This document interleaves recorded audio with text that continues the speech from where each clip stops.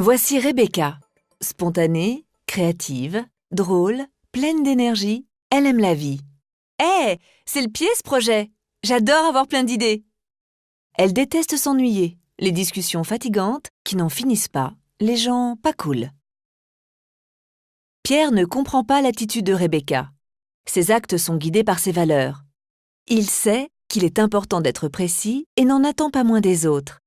Il est important pour lui que les autres soient en accord avec ses opinions. Il est convaincu que l'on doit se concentrer sur l'essentiel. Pendant qu'il parle, Rebecca le coupe avec un « C'est cool !» Pierre montre alors ouvertement son agacement d'avoir été interrompu.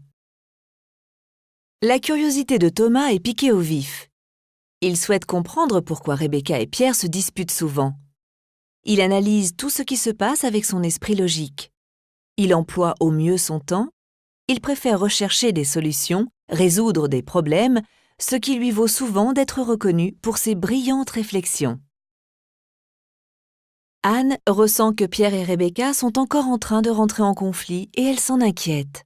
Son approche empathique des gens lui permet de créer une atmosphère agréable où la communication est facile. Elle aimerait aider ses collègues à apaiser leurs conflits. Les autres l'apprécient pour cela. Elle a besoin de se sentir aimée pour être heureuse. C'est tellement plus sympathique de déjeuner ensemble quand l'ambiance est bonne. Yann observe la scène de loin. Réfléchissant calmement, il se demande pourquoi Pierre et Rebecca s'énervent. « Ne faisons pas de vagues », se dit-il. « Restons calmes. » C'est alors qu'il a une idée pour les aider à comprendre d'où viennent leurs difficultés à s'entendre. Thomas se demande souvent comment Yann peut avoir une telle imagination. Patricia passe par là. Elle parle du nouveau client qu'elle vient de décrocher. Elle occupe le devant de la scène en racontant à quel point elle a bien négocié avec lui, le client le plus difficile qu'elle ait jamais rencontré. Elle a excellé en rendez-vous. Elle est une star. Pour elle, le succès engendre le succès. Pierre acquiesce à contre-cœur. Un peu d'humilité ne lui ferait pas de mal.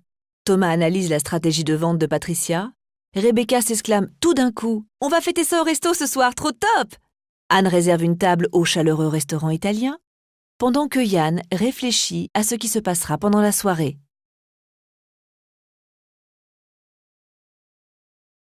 Sur quoi nous concentrons-nous lorsque nous communiquons? Nous avons l'habitude de nous concentrer sur le contenu, ce que l'autre personne dit, et nous ne percevons que rarement la manière dont il le dit. L'attention portée au choix des mots, au ton de la voix, aux expressions du visage, aux gestes et à l'attitude corporelle sont des informations précieuses pour mieux connaître son interlocuteur et adapter notre communication à son type de personnalité. Nous ne nous rendons pas toujours compte de ce que le ton de la voix, les expressions du visage, les gestes, les postures révèlent. Il y a de nombreux indices contribuant à la compréhension de la structure de personnalité, à nous de les observer finement. La process communication nous aide à identifier les caractéristiques subtiles de la communication et nous propose des clés pour l'optimiser. La process communication est un modèle qui nous guide dans l'analyse des indices et assemble les différents éléments afin de former une image objective de la personnalité. Ce modèle permet une meilleure connaissance de soi et des autres. En découvrant le modèle, nous utiliserons plusieurs composantes des types de personnalité pour mieux communiquer.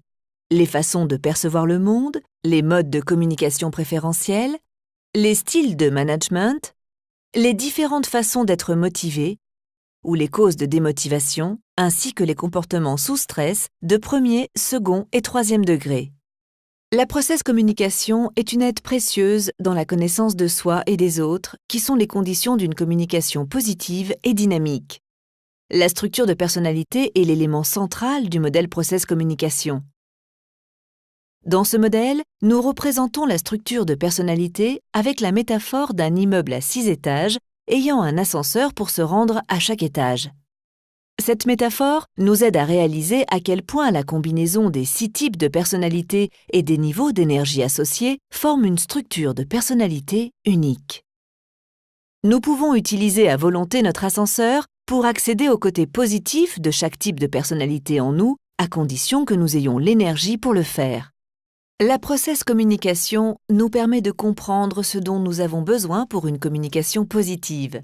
Elle nous propose un guide pratique sur la façon de faire face à nos comportements contre-productifs liés au stress.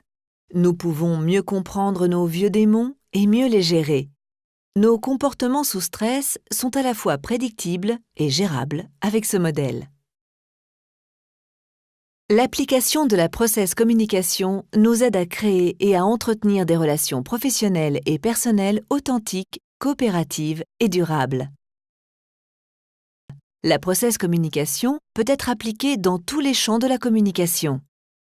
Dans la vie professionnelle, en situation de management ou pour mieux manager son manager, pour la cohésion des équipes, en situation de vente, de recrutement, en médiation, en coaching, dans la formation des élèves, des enseignants, des formateurs et des managers, dans le monde médical, dans les relations personnelles et les relations parents-enfants. Le Dr T.B. Keller, psychologue américain, a développé la process communication à la fin des années 70 et l'a constamment affinée et approfondie depuis.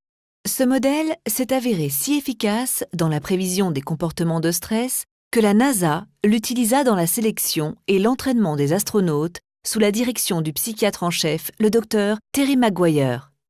Bill Clinton s'est appuyé sur les découvertes du Dr Keller pour sa campagne présidentielle.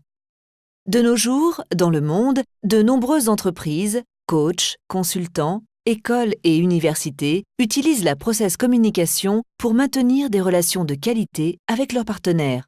Plus d'1 million de personnes dans le monde ont été formées ou coachées avec le modèle ProcessCom.